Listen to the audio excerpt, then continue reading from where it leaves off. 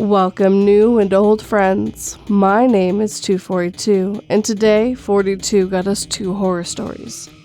Sorry that I'm breaking up the normal cycle, but I got a really bad cold that caused me to lose my voice for a few days. Luckily enough, I had some stories stored up, but they were only fictional ones. So, to make up for this, the next 2 videos are going to be days/true stories for you guys. Now, we start with a mansion that has an ad, but it's just not exactly what you were expecting. Then, as your grandfather who dies wants to go to a town he's never been to. Though you protested, he did demand it, and he passed before he could go. So, you decide to take his ashes there as his last wishes. But the town is just so inviting when you get there, you just might never leave either. Please remember to like, subscribe, share, and comment. And if you're on the podcast and can, please leave me a review. With all that being said, turn off your lights, make sure your doors and windows are locked. Things are about to get spooky. The Haunting of Willowbrook Manor, A Descent into Darkness. By Many Definitions 6775. It was an innocent decision, or so I thought. I had always been fascinated by the supernatural, drawn to the eerie tales that sent shivers down my spine. Little did I know that my curiosity would lead me down a path of terror and despair, into the heart of an otherworldly nightmare. It began when I stumbled upon an obscure ad in a local newspaper. Seeking brave souls, Willowbrook Manor, the most haunted house in the country. The allure was undeniable, and against my better judgment, I decided to embark on this perilous journey. Arriving at Willowbrook Manor, I was greeted by an imposing Victorian mansion, shrouded in an ominous mist. Its dilapidated facade alluding to an air of desolation and decay. Despite the chill in the air, I felt an inexplicable warmth tugging at my insides, urging me to explore its haunted halls.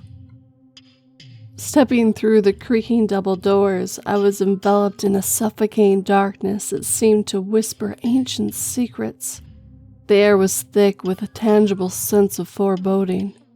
As I cautiously made my way through the labyrinth of corridors, I could hear distant whispers and disembodied footsteps echoing from unseen corners. Rooms that had long been abandoned sprung to life, each with their own spectacle inhabitants. The spirit of a tormented artist, forever trapped in the pursuit of his masterpiece. The ghostly echoes of a child's laughter, accompanied by the phantom cries of a dreamy mother. Shadows danced along the walls, mocking my feeble attempt to escape their clutches. The nights were the worst. As the moon bathed Willowbrook Manor in an ethereal glow, the spirits grew restless, their presence intensifying. The walls seemed to breathe, and the paintings that lined them twisted and contorted into macabre scenes. The anguished cries of the damned resonated through the halls, sending chills down my spine. Sleep became a distant memory as nightmares plagued my every moment. Visions of apparitions with hollow eyes, their spectacled fingers caressing my soul. Dreams of being trapped in a never-ending maze pursued by nameless horrors. Each night was an endless descent into darkness, robbing me of my sanity. Days turned into weeks, and I found myself spiraling deeper into the clutches of the Willowbrook Manor. The line between reality and the supernatural blurred, leaving me questioning my very existence. The spirits seemed to feed off my fear, growing stronger with each passing day. I sought solace in online communities, sharing my experiences and searching for answers. But all I found were others trapped in their own haunted nightmares, their lives forever intertwined with the malevolent forces that plagued Willowbrook Manor. It was a curse that bound us together, a collective suffering that no one else could comprehend. Now, as I sit here in flickering candlelight, writing this desperate account, I can feel the presence of the spirits closing in.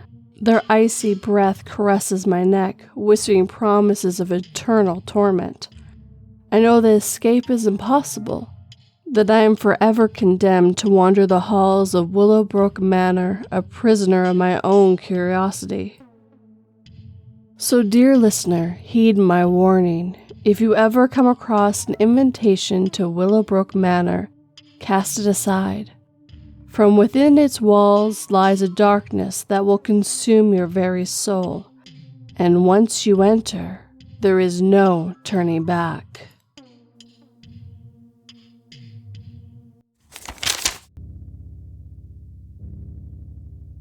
After I died, I traveled up a long tunnel towards a bright light, and when I reached it, I could feel myself being reborn into a new body. As I opened my tiny eyes for the first time, I looked around, only to see myself emerging from an egg casing with a dozen or so other baby cockroaches.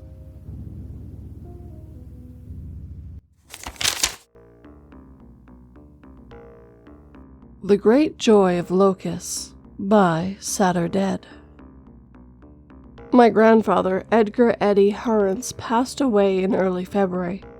This was the man who inspired me my whole life and encouraged me to pursue whatever whims I was passionate about. When I wanted to be an astronaut, he sent me to space camp. When I wanted to be a soccer player, he got me my first pair of cleats. So, years later, when I wanted to get into aerospace engineering, there was no questions about it. He was there to help. He knew I'd eventually find my way, and that the best thing to do was to encourage me to try and push myself further. I found great success in my work, and I've always been grateful to Eddie for his ceaseless enthusiasm. So when I heard about his sudden deteriorating health, I dropped everything. When you get to your 80s, things can change at a drop of a hat. There is nothing more terrifying than the human condition. But the story I'm about to tell you comes close. I took care of Eddie those last few weeks of his life.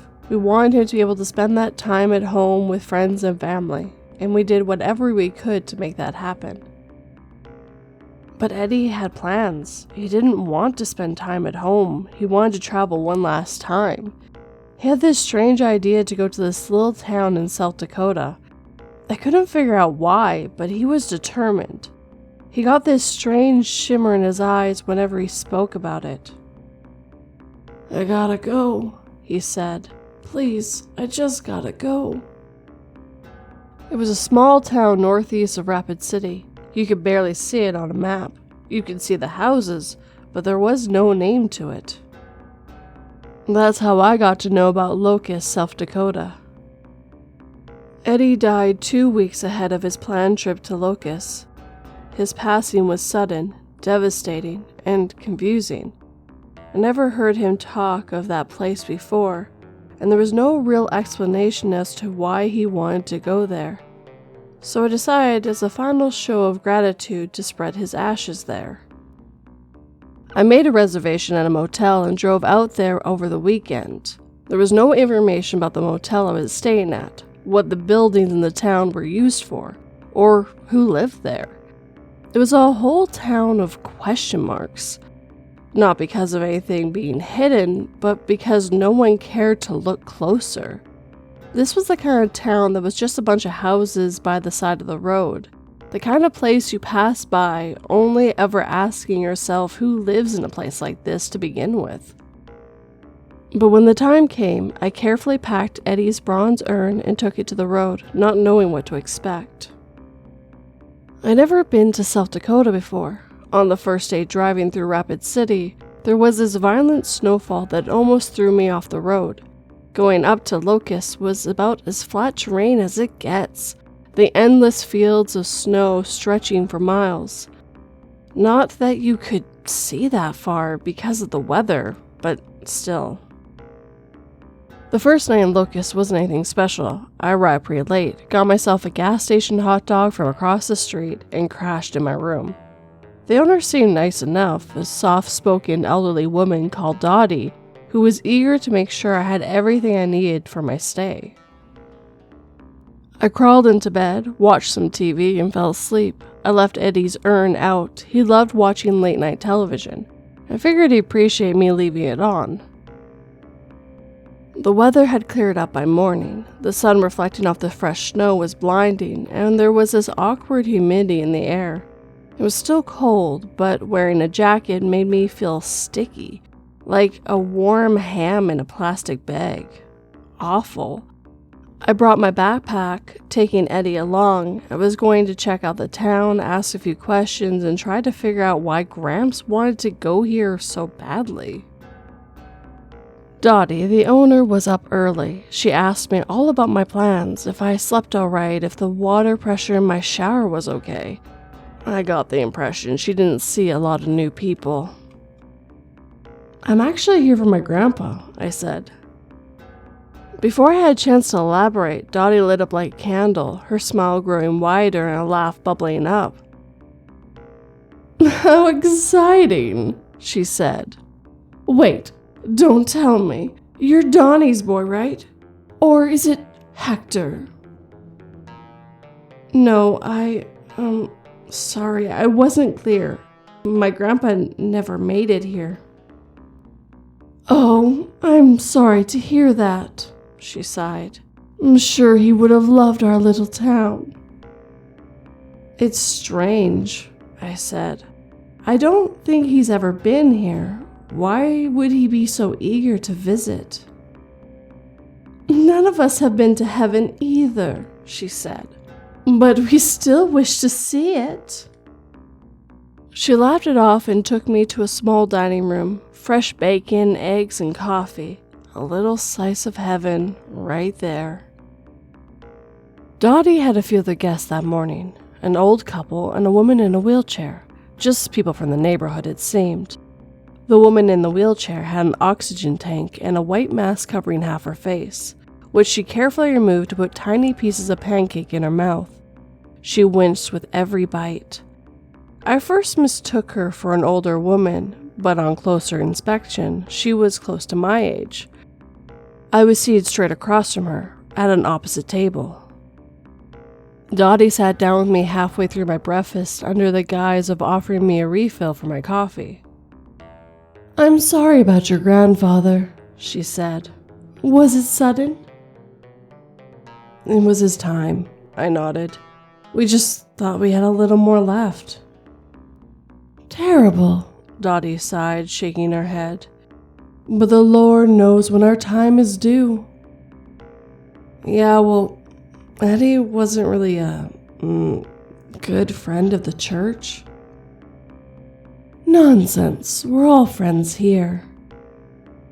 As she left the table, I found myself staring into the eyes of the woman at the opposite table, a thin gray membrane covering her eyes, as the machine pumped air into her lungs.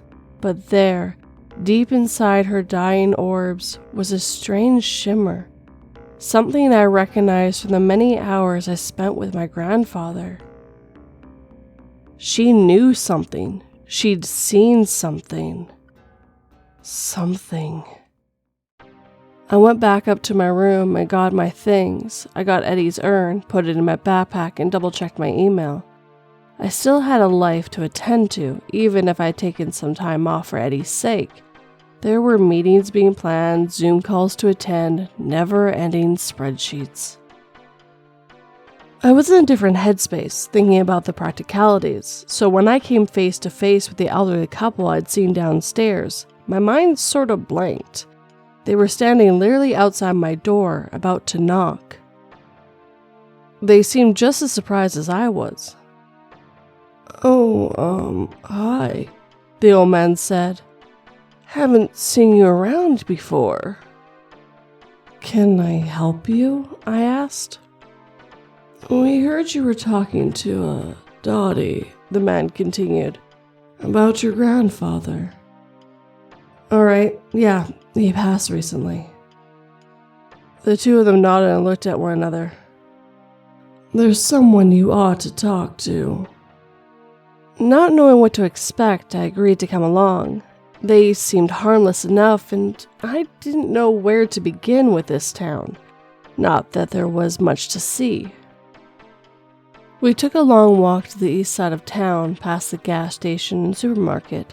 I could see the town church in the distance, blending into the white of the snow.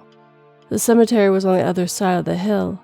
There were a few houses lining the side of the town, and at the far end of the road was a mansion made of eggshell white brick. There was a red mailbox with the name Saffron printed in large letters. Walking up to the door, an old man stepped out to greet us. He looked to be in his early 70s. He had a full head of long hair, a bright white and fully starched shirt, and a prominent gold cross necklace. The couple introduced me to him. "This is Joel," they said. "I'm sure he can straighten things out." I shook his hand, and we looked at each other for a few seconds in complete silence. Finally, I gave him my name. "I'm so thankful for you to be here," he smiled. "I'm sure you have many questions." Joel invited me into his house. The couple asked me to have a blessed day and disappeared into the bright winter sun. Joel offered me a glass of water and sat me down by the kitchen table. He had a spotless house except for some dead bugs in a windowsill. But everything had this slight smell of either detergent or chemical lemon. There was also a slight reverb to everything I did and said.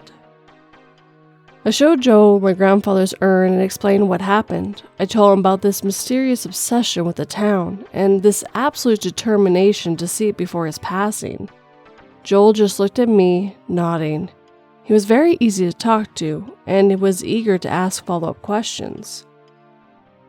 Finally, he took the urn gently and looked at it. "I was in a similar predicament," he said. "But the good Lord decided to keep me around for a few more years, praise be." "So, what was it that drove you here?" I asked. "Why this place?" Joel thought about it carefully and put the urn down. He cleaned it with a napkin. "I raced a lot of horses back on my ranch in Minnesota," he said. "Beautiful place. Had these fields of sunflowers with the same colors as the sky. Looking out on a hazy morning as the sun rose, you might think you're looking into heaven." "But with those horses grazing on the clouds?" I smiled. Joel grinned. He patted me on the shoulder, nodding enthusiastically. "I like that. Yes, like the horses grazing on the clouds above. What a gorgeous view." He turned in his seat, looking over at the urn, and lowered his voice. Slowly, his smile faded. "But horses have this amazing ability," he said. "They know when their time is over. They know when it's time for them to leave us behind and begin their journey to the pale beyond. They leave the comfort of their friends and family, walk into the field and die, facing the sun as they fade." I never knew that. "You won't read about that on your phone. Gotta talk to ranchers to know these things." Joel smiled, tapping the side of his temple. "But they know. And so many other animals do too. They don't contemplate what has been or what will be. They just know what must be done, and they do it." Joel got up and showed me around. He had this spacious living room with a large cross covering an entire section of the wall. It looked hand-carved, as from a single piece of wood. But people are blessed with the gift of foresight, a gift to perceive things that haven't been, to remember things that have not happened to us, but to our forefathers. We imagine, we empathize, and when our time comes, we are conflicted with what has been and what will be, and we don't look to what currently is. Isn't that a mindfulness? The idea of it? Yes, Joel interrupted. Of perceiving and living in the now. To so many of us, it just cannot be. Instead, we are filled with this terrible dread, this awful, hysterical fear of not knowing. Joel took a step towards me, looking at Eddie's urn. But passing away is easy as breathing, and I chose to believe in a world where we do not need to fear what comes naturally. Why should we fear dying any more than we fear being born or falling in love? Joel carefully took Eddie's urn from me, placing it on a coffee table in front of the large cross. He looked up.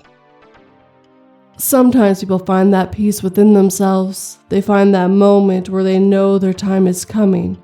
And those people, much like my horses, find themselves drawn away from friends and family to a place where they're supposed to be. And that place is here. That's it, right here. This is the place? This is where people go to die? Not all people, mind you, said Joel. But yes, many are drawn here. And when their time comes, this is where they choose to leave the world behind. Joel looked up at the cross, his eyes shimmering. Admiring the rising sun, grazing on a cloud of their own, ready to take their own peace among God's little wheat. I spent the afternoon with Joel, listening to his ideas and his story. Turns out he had a condition where his brain could suffer a sudden aneurysm. He lived, as he described it, on a constant balance of life and death, where he could drop dead at any second. And in that state of living, everything in the world pulled him to this place and time. Locust, South Dakota. He showed me a few articles about the town. The earliest mention of it were from the 1910s, when they built the church. The cemetery was built on top of a drained lake. There were little articles mentioning the town in passing, but it was just fluff pieces. Anniversaries, weddings, church events. The first real headlines came in the 60s during the cult craze, but it sort of faded over time. People were looking closely at all the off-map gatherings, but most agreed that the town of Locust were just particular, not heretical.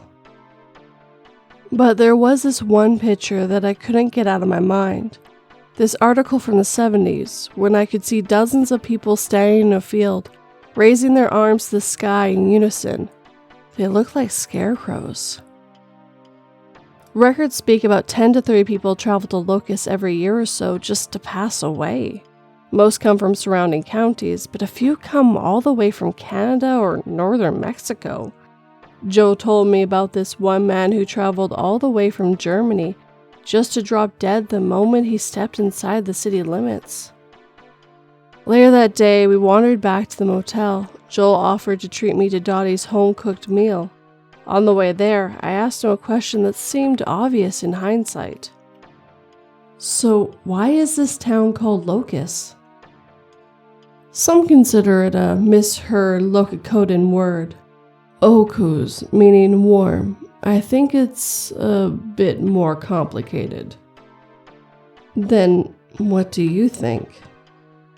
Joel let the words sink in, and he looked up at the sky. The sun had already set, and the stars were coming out. He spoke, and the locusts came, young locusts without number, said Joel. I love that verse. It reminds me that it's the word of God that brings the locusts. But in order for them to be brought, one has to listen. To hear the word of God, the locust had to hear it spoken. But the locust can't listen. I'm sorry, but that hardly makes sense. Don't you see? Joel smiled. We are the locusts. How else could we hear the word? How else could we be brought?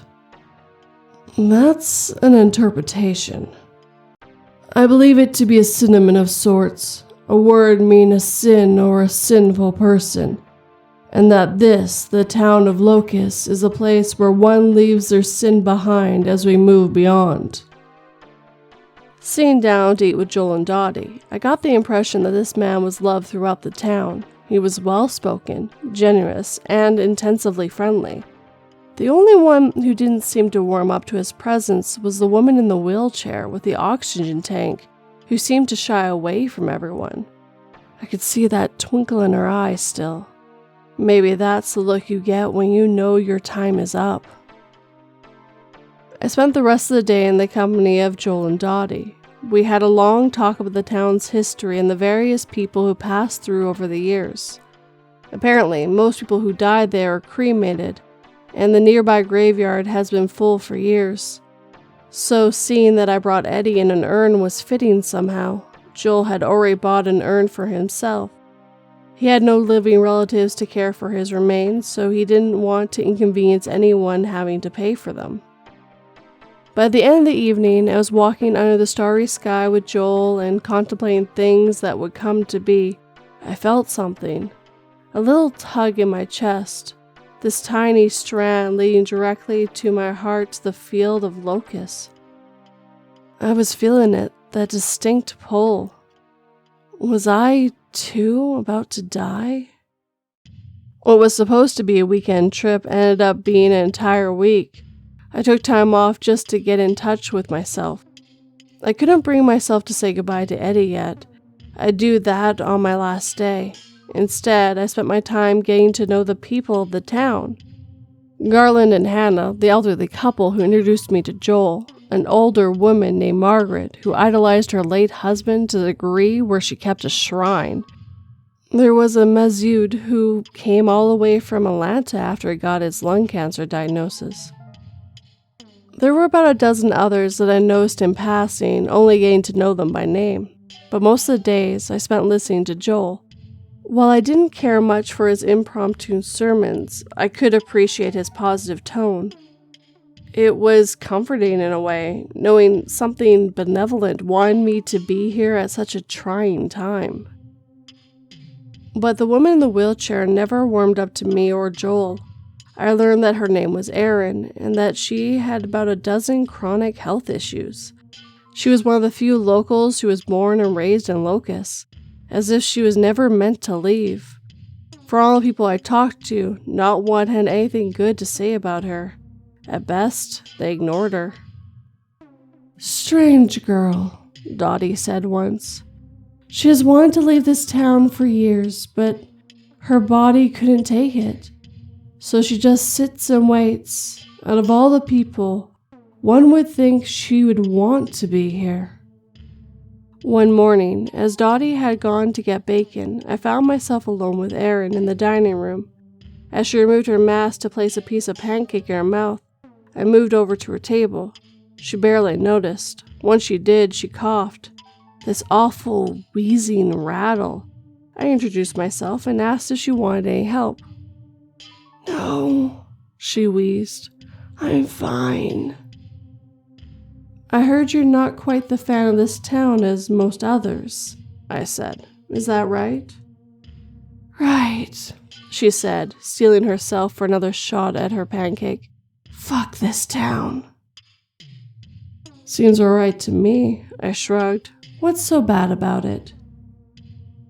She gave me a long look, as if trying to figure out if I was trained to be this dumb or if it was a natural talent. Finally, she shook her head. "God doesn't live in that fucking field," she said. "Whoever the fuck those people are praying to, it isn't divine." She had a point.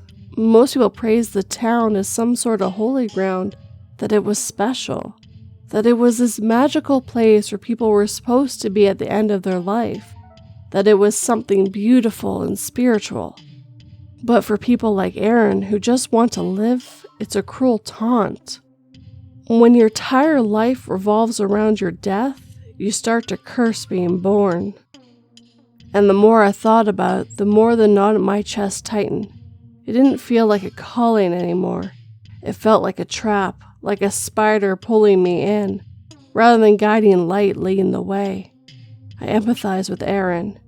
If that was how she felt all the time, there was no wonder she resented that town. I decided to cut my extended visit short. I checked out the next morning, a few days ahead of what I paid for. Dottie didn't understand and was eager to clear up whatever problem I'd encountered. I tried to explain that my time there was over and that I needed to return to my own life. Dottie seemed crushed, as if she couldn't understand why anyone would want to leave. This was, after all, the place where we all would end up eventually. Why leave? Why not just get comfortable? Still, I got in my car. Dottie protested as I backed out of the driveway and broke the speed limit on my way out. I could imagine Erin smiling for the first time in years, knowing I left town because of her. But that tug in my chest grew stronger, insistent. My pulse rose. My body was trying to figure out why I was going the wrong way, like diving deeper when I needed to come up for air. I kept coming back to the same thought over and over. If this was the end station, why leave? Why not just stay and face my maker? To shed my sin, my locus, and rest pure in this perfect little town. I had to pull over. My pulse was going crazy, and I clutched my chest.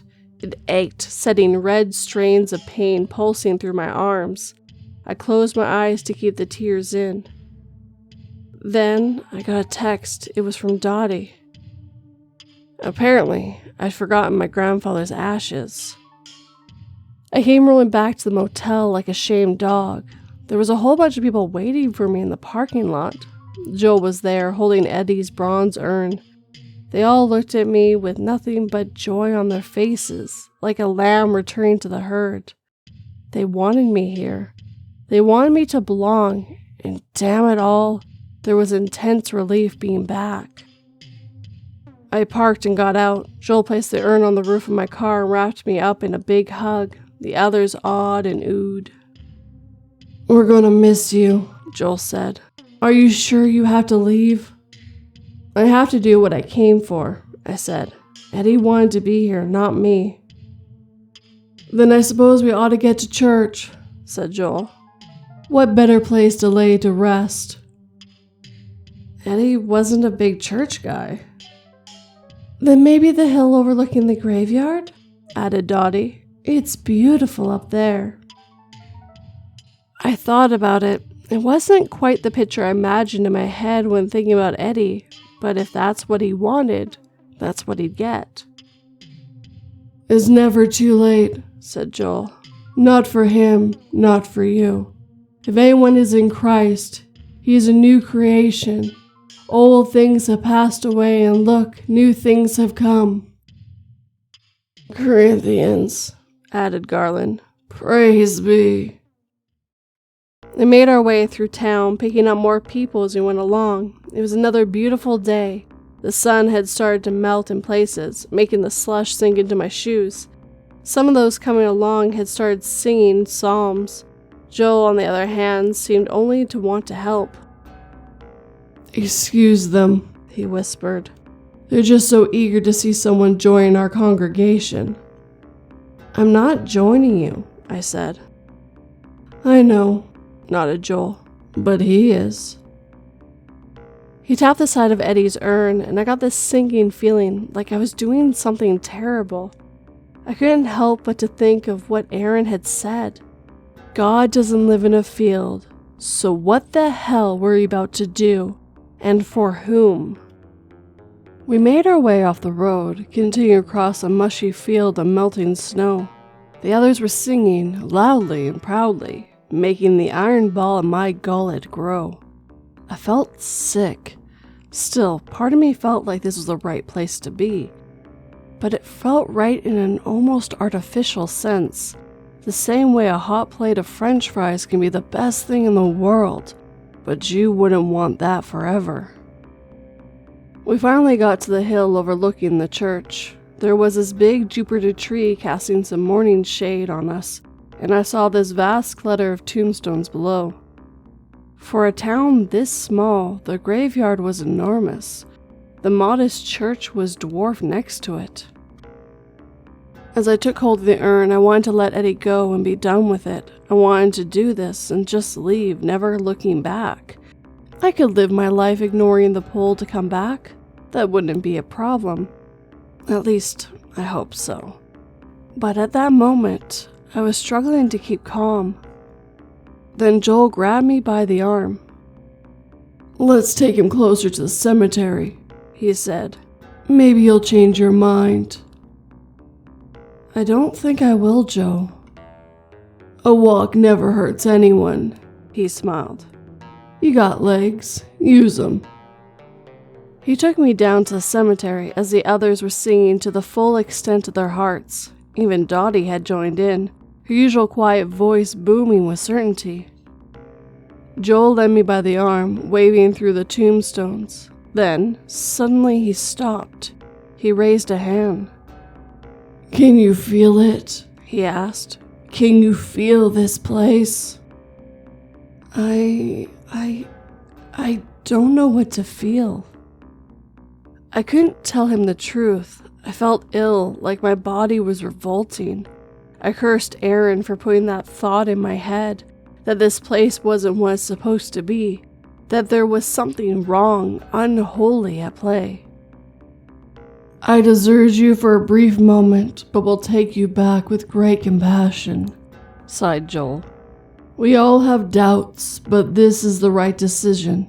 This is his place. This is his home." I closed my eyes, the song reaching a fever pitch. Joel strengthened his grip on my arm.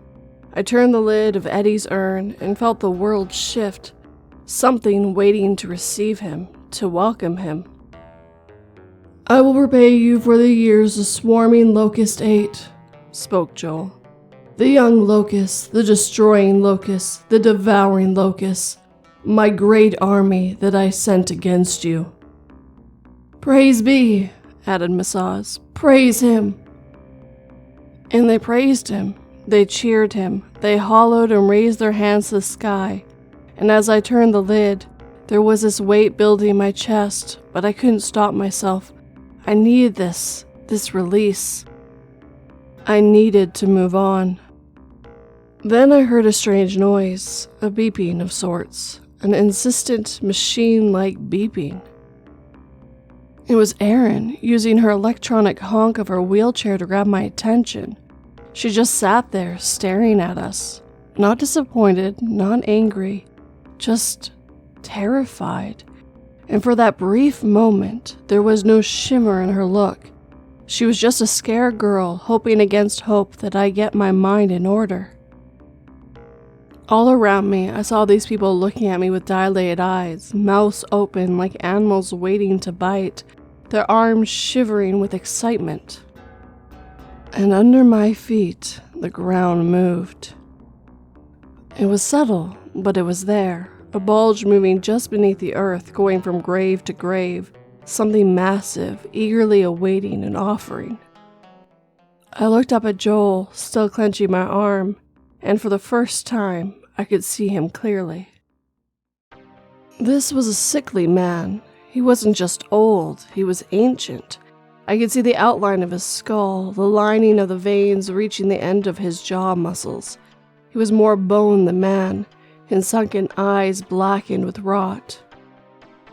"Let go," Joel wheezed. "Pass him on." Skeletal fingers wrapped around my arms, poking into my skin, beige teeth struggling to hide behind razor-thin lips.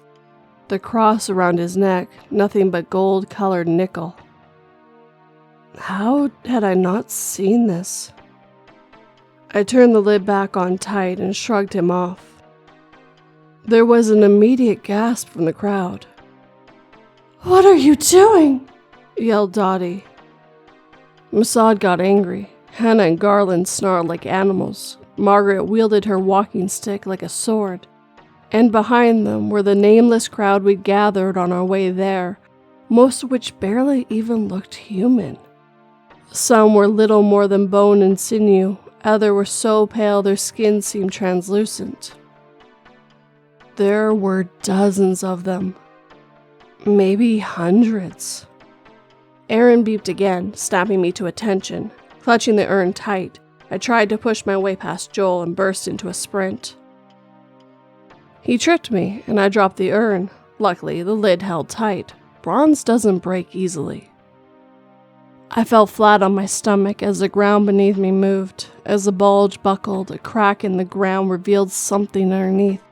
A pulsing, segmented body, white as snow, covered in thick mucus.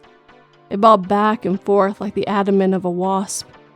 It stank of dog's breath. It must have been at least 7 feet wide. A hand gripped my ankle, dragging me back into the crowd. Joel stood ahead of me, lifting the urn. "You have already committed him," he said. "You can't go back on your word. A bond has been made, and the price must be paid. Would you deny your loved one's salvation?" I struggled, hands grasping me, lifting my head, forcing me to watch. The iron ball in my stomach felt like an egg ready to hatch. I wanted to beg for forgiveness, but not from whatever god they praised, but from my grandpa. I shouldn't have taken him here to begin with. I should have known better. Joel held the urn high, speaking at the top of his lungs. "But you will receive power when the Holy Spirit has come on you, and you will be my witness in Jerusalem, in all of Judea and Samaria." He leaned down and looked me in the eye, to the cheers of the ghostly mass of those dying and those that had long since passed. And I knew in that moment that this wouldn't end with Eddie.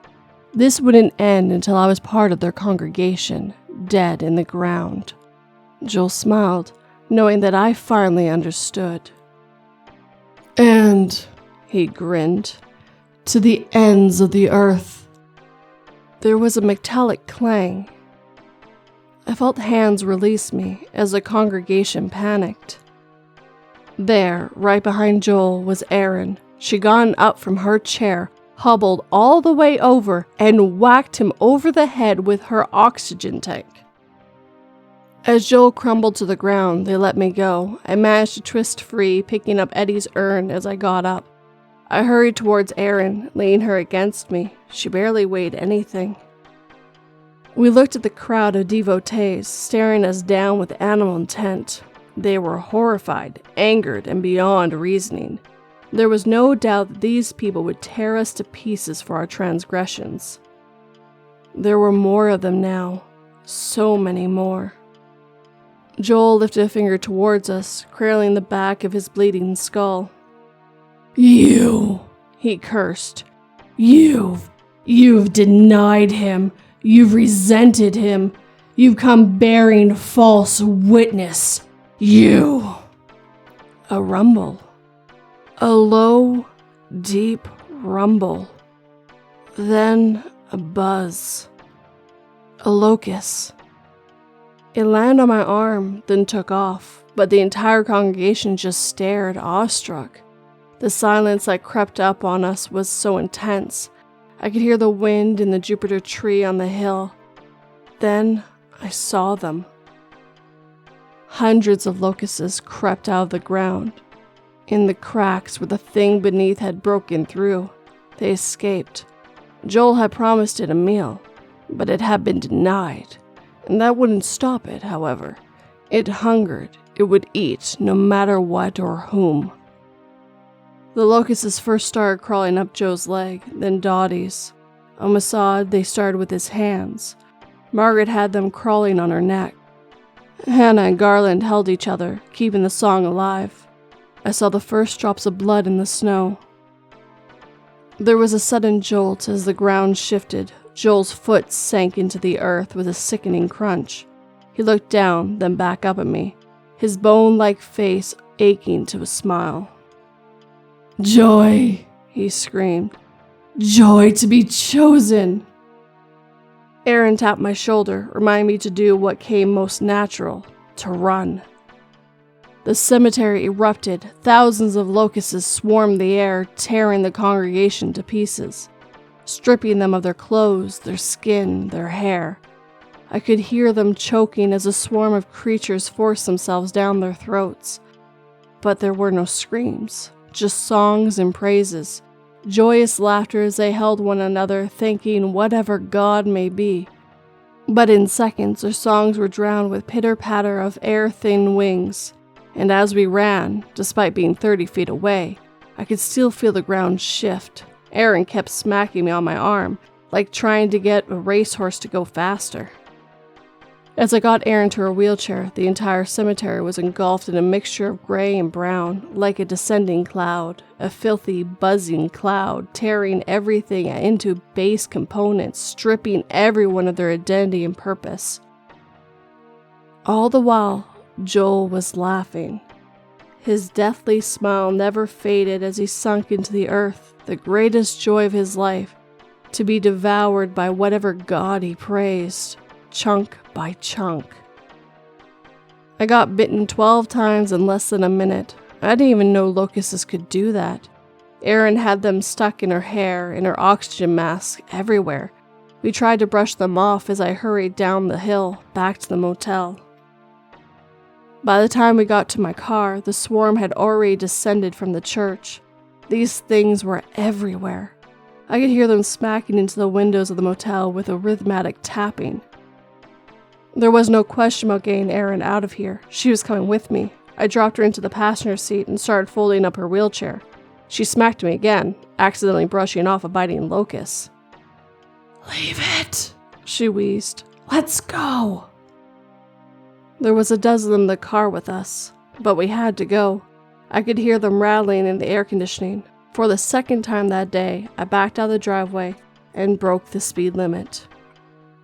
On my way out of town, I felt that tug in my heart, that thing in me telling me that I was misunderstanding everything, that I was letting myself down, that I was breaking a holy convent, and that some things were not meant to be understood by people like me.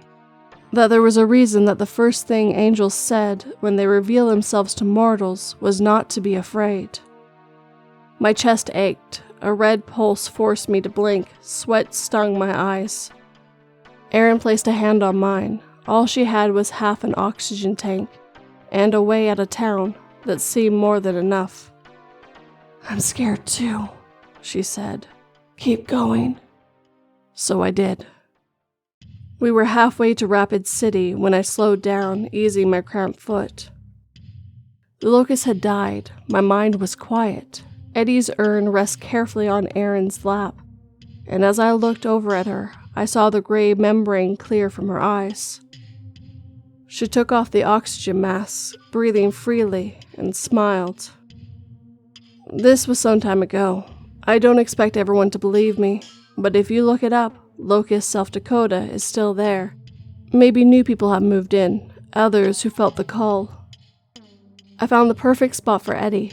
There's this place not far from his childhood home where you can watch the fishermen bring in the catch of the day. All year long, you can smell fresh crab stew, Eddie's favorite. I knew he'd love it there. At first, I thought Erin was going to die. Turns out many of her problems weren't as bad as we imagined.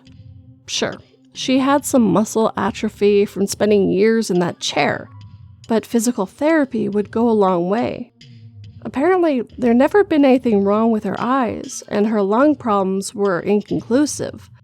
The doctor feared it was some sort of perpetual allergy reaction, probably to insect bites.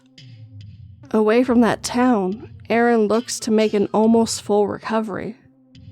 I don't know what to make of all this.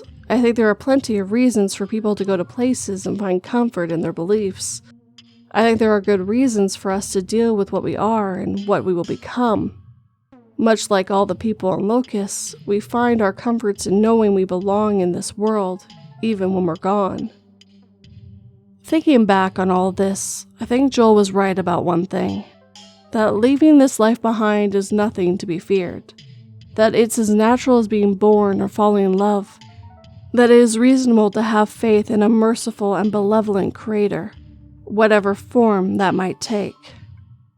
But I know that none of that benevolence and none of that mercy lived in the town of Locust, South Dakota.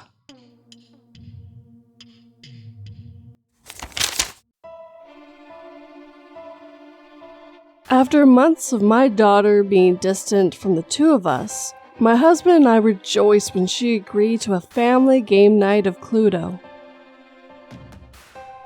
Putting down her piece, she said to us, "The teenager in the bathroom with a coat hanger."